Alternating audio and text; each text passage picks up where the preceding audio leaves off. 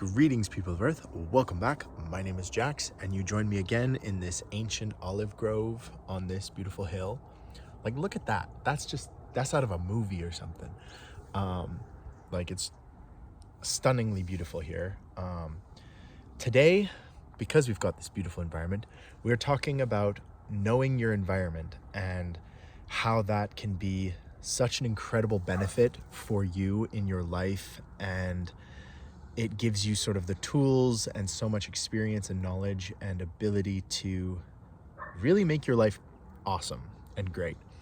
And it all stems from knowing your environment and sort of coming to understand your surroundings. And when I'm talking about surroundings, I don't necessarily mean literally the physical location you find yourself in, but your friends and family, understanding your coworkers, the environment that they are in, anybody surrounding you, kind of just understanding everything around you, your surroundings, as in your environment, as in everything you come into contact with on a daily basis regularly.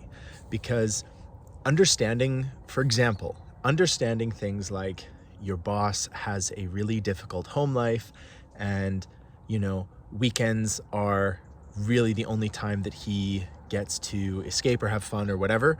Understanding stuff like that can really help you understand that person better, connect with that person better, sympathize with those people. And so that's what we're talking about, is basically when understanding the environment around you and the nuances and the different things that affect your day-to-day life, essentially. This is a really powerful tool that I don't think a lot of us are cognizant of in the moment. It's something that you often think about, like, oh, maybe that person who bullied me in school bullied me because he was really insecure about his weight or the way he looked or his parents or whatever. You realize it in hindsight. You're like, oh, that's why this happened, or that's why this thing. And so having a good grasp on your environment and the things that affect it really give you another understanding of why things are happening. Obviously, we can never understand why things happen on a precise level, but having a greater understanding of how things happen and how your environment shapes you is really helpful, and it helps you kind of see this grand picture of things. So that's kind of what I've been thinking about the last few days. I think a lot about my childhood and upbringing and how my parents raised my brother and I, and it really has affected my entire perception of things. Even being in a place like this, it shapes how you think. It changes the way you think. This whole time that my dad and I have been here, it's been interesting because in Canada, we have so much open space. Our bedrooms are really big. They are usually very separate from the living rooms and like other rooms in the house. And so it's made me think a lot about space and proximity. And in North America, we are used to having a lot of personal space, having a lot of just space between us, things like that.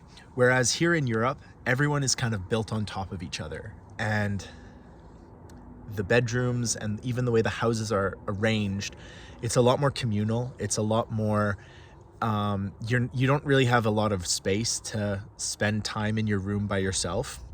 So you're usually studying or hanging out in the living room with your parents. There's a lot more communal space. It's a lot more focused on community-based kind of things.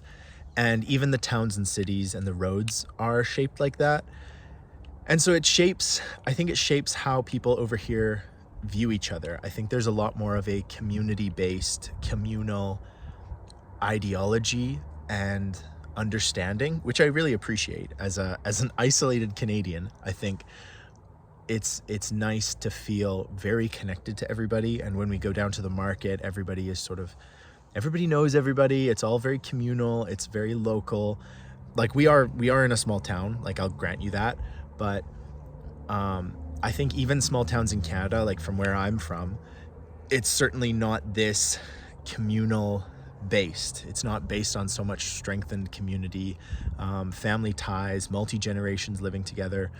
In Canada, you just don't get that a whole lot. And so the way that this environment is shaped based on so many different factors shapes the way people perceive one another, the way they act.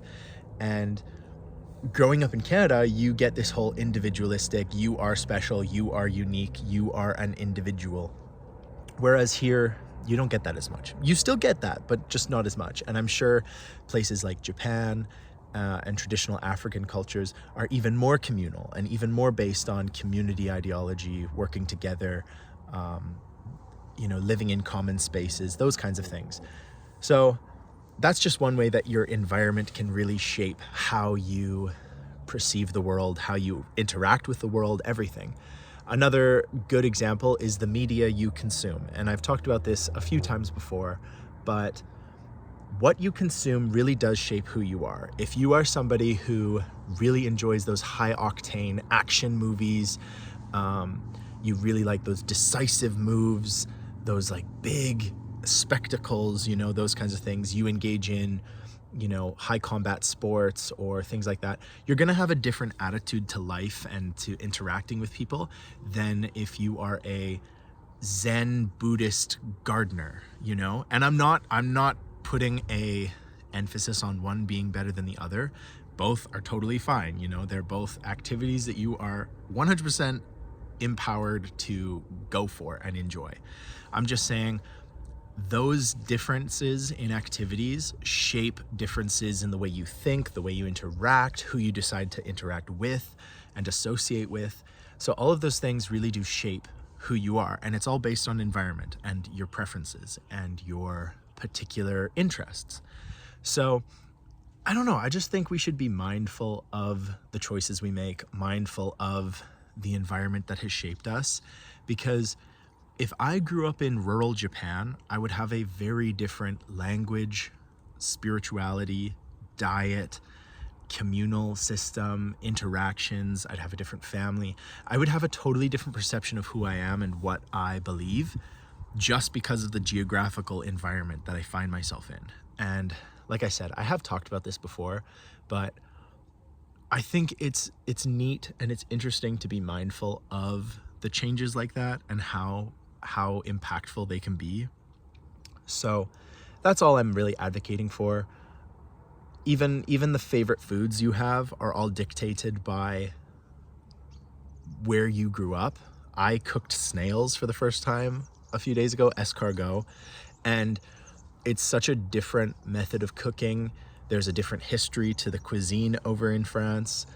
There is so much that's different about the cooking and traditional styles of this place.